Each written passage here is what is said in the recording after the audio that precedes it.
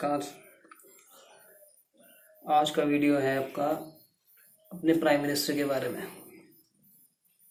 जो हमारे prime minister best prime minister रहे हैं अटल बिहारी वाजपेयी जी, तो उनके बारे में हम आपको कुछ उनकी उपलब्धियां बताएंगे कि उन्होंने क्या करा है अपनी टर्म्स में, जो कि आज की गवर्नमेंट और कांग्रेस नहीं कर पाई है।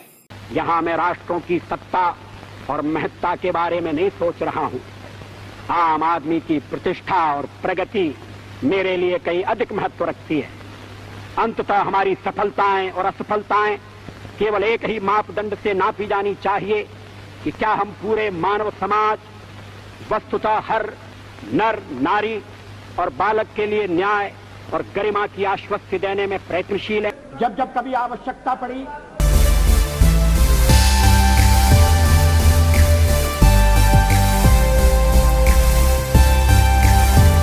जैसा कि आपको मालूम ही होगा, अपने जो मंत्री थे अटल बिहारी वाजपेयी जी, उनका कार्यकाल 1996 से स्टार्ट हुआ था 13 डेज के लिए। उसके बाद 13 मंथ के लिए बने थे 1998 में। उसके बाद उनका 5 टर्म का पूरा कंप्लीट हुआ था 1998 से 2004 तक।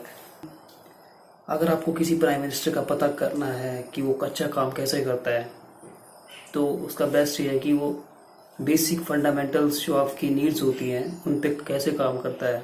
Road, education, drinking water, health care system, this is the fundamental issues of the our nation. उनकी सबसे बड़ी अचीवमेंट रही सर्व शिक्षा अभियान, जो उन्होंने चलाया था 6 से 14 साल के बच्चों के लिए। 1985 में 25 मिलियन चाइल्ड जो है वो अनएजुकेटेड, इवन प्राइमरी स्कूल में भी नहीं पढ़ते थे। उसके बाद का जो डाटा है 2001 में सर्व शिक्षा अभियान लॉन्च हुआ है। 2005 में जब डाटा निकाला था तो ओनली 5 मिलियन बच्चे ही रह गए थे जो उनकी एजुकेशन नहीं हुई थी प्राइमरी स्कूल से। इतना बड़ा गैप मिलियन से 4 मिलियन तक ले आए हैं। इतने बच्चे शिक्षित हुए हैं उस टाइम। ये ह्यूज ड्रास्टिक चेंज है। और 86th अमेंडमेंट बिल पास हुआ था उनकी गवर्नमेंट में। उससे क्या था कि एजुकेशन राइट है हर एक चाइल्ड का, फंडामेंटल राइट है एजुकेशन। उसके बाद उनकी दूसरी सबसे बड़ी उपलब्धि रही थी कि साइंस एंड टेक्नोलॉजी पॉलिसी थी 2003 में जो आई थी। इंडिपेंडेंस के बाद थर्ड पॉलिसी थी जो साइंस पे काम करा था, जिसने सपोर्ट करते रिसर्च एंड डेवलपमेंट वर्क। उन्होंने 2% का 2003 में इंडिया इन्वेस्ट करता है 1.1% of GDP research and development work पे। उन्होंने बोला था कि 2007 तक हम इस परसेंटेज को 2% तक ले आएंगे, बट हुआ क्या कि बीजेपी आई नहीं। और अब की सिचुएशन में 2020 में जो जीडीपी है रिसर्च एंड डेवलपमेंट में वो 0.6 से 0.7% के बीच में है। तो कितना कम हो गया। रिसर्च एंड डेवलपमेंट को प्रमोट करते थे वो, इतने अच्छे प्राइम मिनिस्टर थे।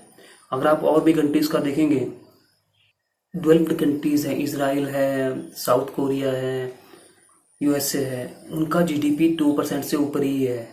इजराइल का 4% है, यूएसए का भी 2% है, 2% से ऊपर है अभी भी करंटली भी।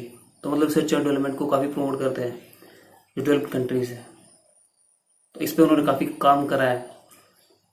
जो हमारे एक्स प्राइम मिनिस्टर थे जिनका 2 साल पहले निधन हो गए, और वो काफ़ी अच्छे पोइट भी थे।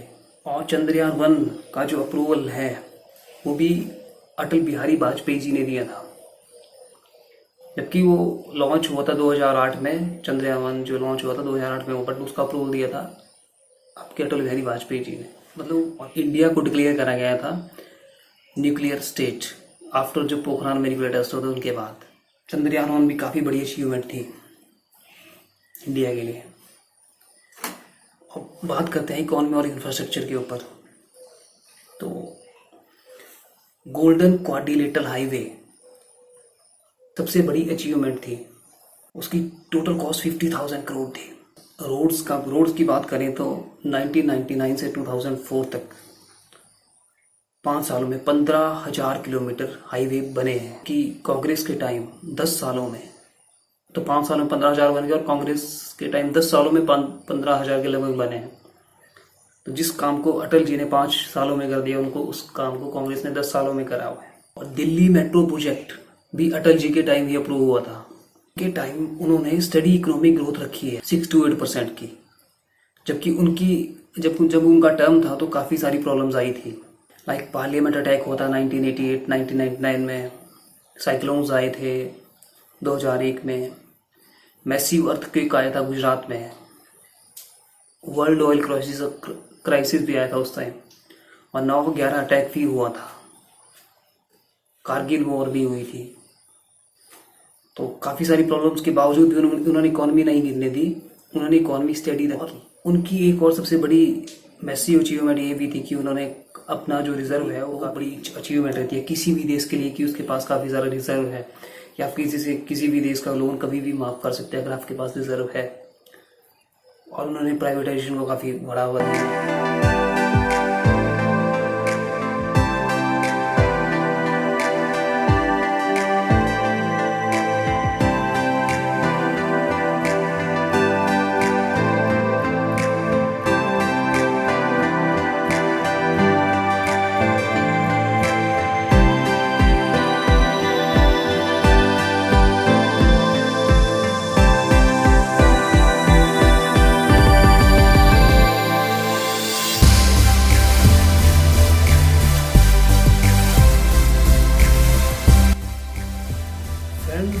वो उस टाइम ही अलग था जब वो प्राइम मिनिस्टर थे। मतलब हर एक फील्ड में उनका अलग ही चलवा था। Atal ji down to earth इंसान थे। वो किसी में भी भेदभाव नहीं रखते थे, खास आदमी और नॉर्मल मैन में कोई भेदभाव नहीं रखते थे।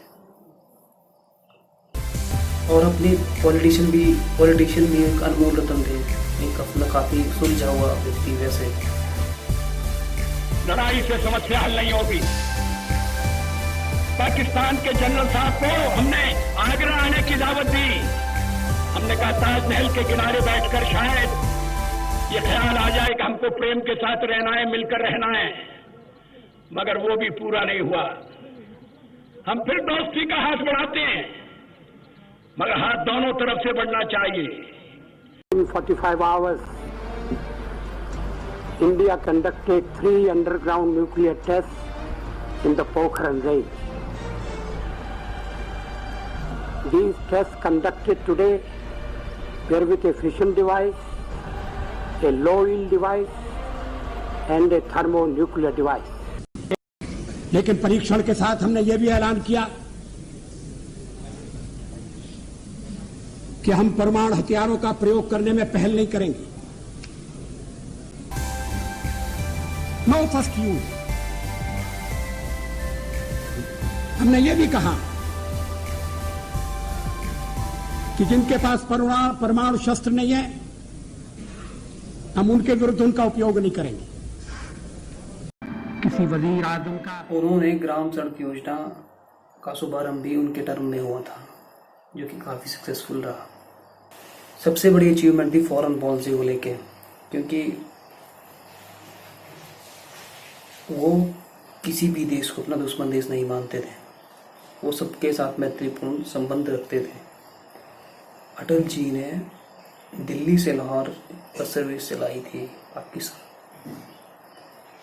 और चाइना यूएसए के साथ भी काफ़ी अच्छे रिलेशंस एस्टेब्लिश करे थे उस टाइम।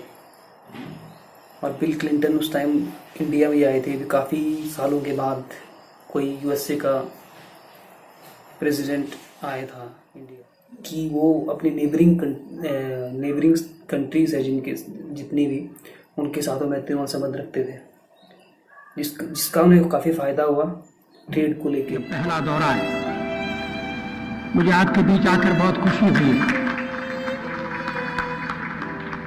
जिस वक्त मैंने गार्ड ऑफ ऑनर का मुआयना किया और शाम के ढलते हुए सूरज का खूबसूरत नज़ारा देखा, उस वक्त मेरे दिल में मिले जुले जज्बात उठे। मुझे इस बात के लिए खुशी थी कि मैं 21 साल के बाद फिर से अमन और दोस्ती का पैगाम लेकर आपके बीच में आ रहा हूँ।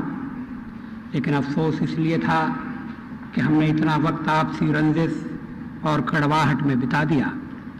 भारत और पाकिस्तान जैसे दो महान देशों के बीच 50 सालों तक आपसी मनमुटाव चलता रहे, ये शोभा नहीं देता।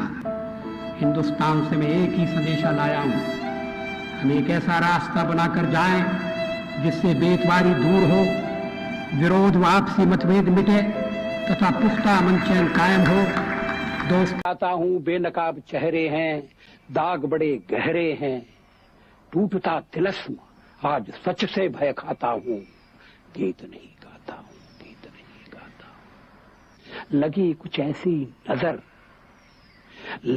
ऐसी नजर बिखरा शीशे सा शहर, अपनों के मेले में मीत नहीं पाता हूं, गीत नहीं गाता हूं, गीत नहीं गाता हूं। अंतर रोए आंख न रोए, धुल जाएंगे स्वप्न सजोए, छलना भरे विश्व में केवल सपना ही तो सच होता है। दूर कहीं कोई रोता है, दूर कहीं कोई रहता है।